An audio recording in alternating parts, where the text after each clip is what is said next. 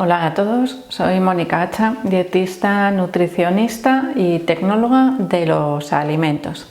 Hoy vamos a ver en qué te tienes que fijar del etiquetado de los alimentos si tienes alguna alergia alimentaria.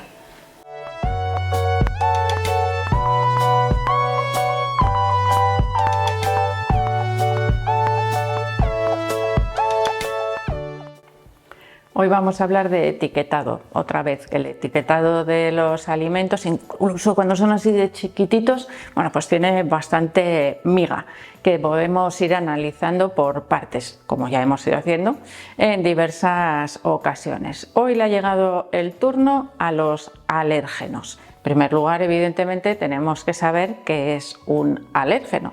Pues un alérgeno es una sustancia, en este caso presente en los alimentos, porque vamos a hablar de etiquetado nutricional. Bueno, pues es una sustancia presente en los alimentos que puede provocar reacciones adversas en la persona que lo consume, que puede ser probablemente una alergia alimentaria. En el caso del etiquetado de los alimentos procesados debe aparecer la relación de nutrientes o de sustancias con potencial alergénico, es decir, un listado de alérgenos que contiene ese alimento, aunque no siempre aparece en formato listado, de ahí que sea importante aprender a reconocerlos también en el etiquetado, que siempre vienen resaltados, eso sí, porque tenemos la legislación, al menos española, la europea también, y creo que las de otros países funcionan en este caso parecido, aunque la relación de alérgenos de obligada declaración no es igual en todos los países. Actualmente se conocen más de 100 alérgenos alimentarios diferentes, pero se sabe estadísticamente que la mayoría de las reacciones alérgicas están causadas en concreto por unos 9-10 alérgenos diferentes. Hay más, evidentemente hay muchas personas que pueden tener alergia a otras sustancias que no estén recogidas en ese listado, pero en ese caso, pues evidentemente tendremos que hacer recomendaciones particulares para aprender a reconocerlas. Pero vamos a los casos más comunes.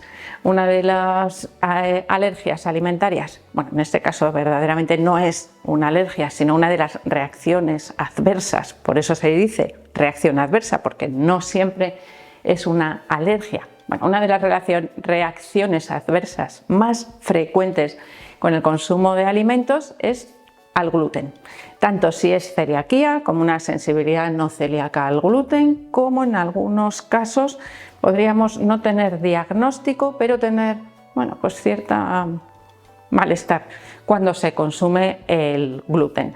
De hecho, actualmente se considera que el gluten podría ser una de las sustancias activadoras de algunas, vamos a decir, reacciones adversas del sistema inmunitario sin tener celiaquía, sin tener sensibilidad celíaca al gluten. Bueno, de hecho, el gluten es el número 1 en la lista de alérgenos y tiene que venir siempre reflejado en el etiquetado nutricional cuando contiene ese alimento gluten como parte de sus ingredientes o cuando tiene la posibilidad de tener contaminación cruzada, es decir, que ese gluten aparezca en cantidades más pequeñitas en el alimento porque se elaboran en la misma industria, en el mismo lugar o cercano, otros alimentos o otros productos que contienen gluten y puede transferirse. ¿Por qué? Pues porque generalmente se utiliza en forma de harinas y esas harinas flotan en el aire con una facilidad pasmosa. Son muy difíciles de controlar. De ahí yo os pongo un ejemplo del cual os hablo frecuentemente, por ejemplo la avena. La avena no contiene gluten, es un alimento único realmente en su etiquetado. No es necesario poner los alérgenos, pero siempre aparecerá, a no ser que esté certificada sin gluten, siempre va a aparecer un posible contenido en no se sabe cuánto gluten. Y en ese caso, bueno, pues es importante que vigilemos de dónde sale esa avena. ¿Por qué? Pues porque es un cereal, se manipula en sitios donde se manipulan otros cereales con gluten y por lo tanto es muy difícil asegurar 100% que esa avena no está contaminada con gluten. Ese gluten a veces puede estar un poquito camuflado. Quiero decir que podemos no reconocerlo cuando leemos el listado de ingredientes, porque podrían aparecer incluso sustancias derivadas del trigo que no tenemos por qué conocer. Imaginaros que pone dextrinas.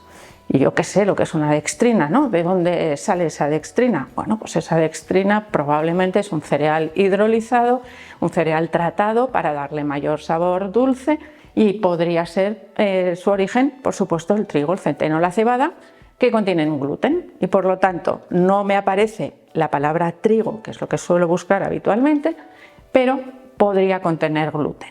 En ese caso, esa palabra, dextrina, no tiene gluten en su denominación y por lo tanto el gluten debería aparecer en el listado de alérgenos. ¿Por qué os digo esto? Porque si realmente el gluten aparece en forma de trigo y la palabra trigo está en el etiquetado, se suele resaltar en negrita en el listado de ingredientes o a veces entre paréntesis pondrá harina de trigo, entre paréntesis gluten y vendrá en negrito para que se vea más, más fácilmente que la palabra trigo.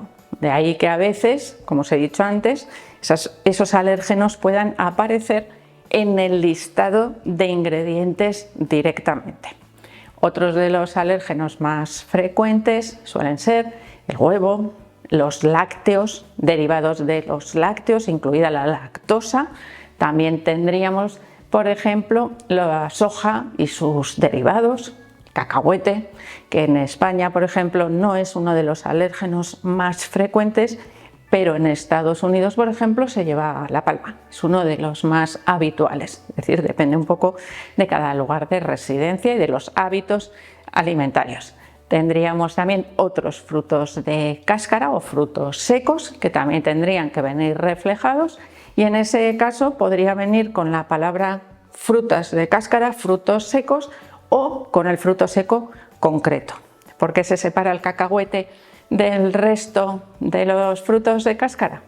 Porque el cacahuete no es un fruto seco, es una legumbre. Generalmente hay cierta confusión porque el uso es similar, pero no es el mismo ingrediente, no es el mismo alérgeno, no es el mismo tipo de reacción alérgica y deberían venir siempre separados. Después tendríamos la mostaza y sus sucedáneos, tendríamos también el apio, las semillas de sésamo, los altramuces, los sulfitos. Seguro que me dejo alguno porque a veces, bueno, según voy hablando, pues la lista a mí me da la sensación de que ya los he dicho y igual me los he dejado. Pero bueno, estos son los más frecuentes, aquellos que deberíamos conocer tanto si nosotros tenemos una reacción adversa a alguno de ellos como si no, porque a veces cuando tenemos un alto consumo de alimentos procesados y de repente empezamos a notar que alguno nos sienta mal, vamos a ir al etiquetado y vamos a decir, vale, pues es que estas galletas me sientan fatal, pero cuando como otras galletas no. ¿Será el gluten? No,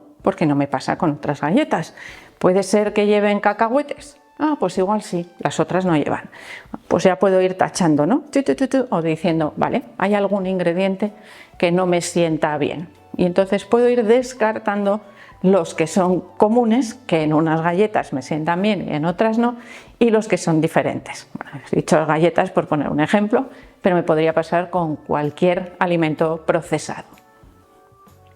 Y aquí os voy a dar un dato un poquito curioso o que puede resultar curioso. Por ejemplo, el huevo puede aparecer, o restos de clara de huevo podrían aparecer como alérgeno en algunos alimentos tan lejanos, podríamos decir, al huevo, como son la cerveza o el vino. O sea, imaginaros técnicas más artesanales, podríamos decir, de clarificación de estas bebidas que utilizan las claras de huevo. y aquellas personas que tengan alergia al huevo deben conocer que podrían aparecer restos en algunas marcas, a veces artesanas o más tradicionales, de bebidas alcohólicas, en las cuales pues se utilicen como método tecnológico, ¿no?, esa clarificación. Y aquí seguro que aquellos expertos en la elaboración de cervezas o de vinos o de otras bebidas que se clarifiquen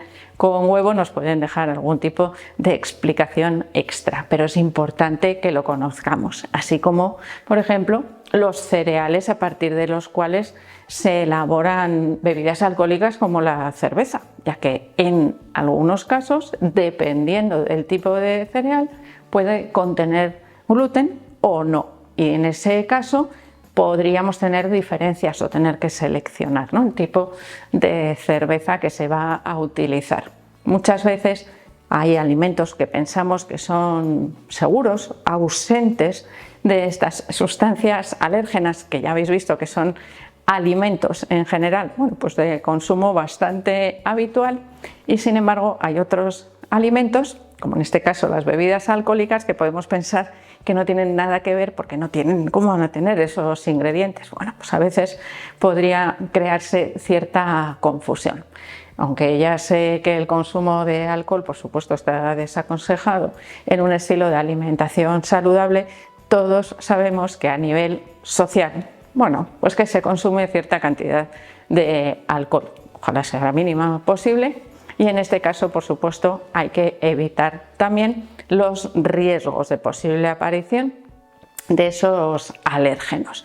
Así que espero que en este caso, pues toda esta información que aparece en el etiquetado de los alimentos, pues nos vaya dando cierta información extra. Que por cierto, también hay alimentos que están libres de la obligación de declaración de estos alérgenos. Si queréis, para no extenderme demasiado, lo podemos dejar también para otro vídeo porque puede resultar bastante interesante. Ya sabéis, me lo podéis dejar también en la cajita de los comentarios, así como si os queda cualquier otro tipo de duda, que ya sabéis que yo estoy encantada de seguir vuestras recomendaciones también para preparar nuevos vídeos. Así que espero que le deis al like, no dejéis de suscribiros al canal y quiero seguir viéndoos a todos en los próximos vídeos.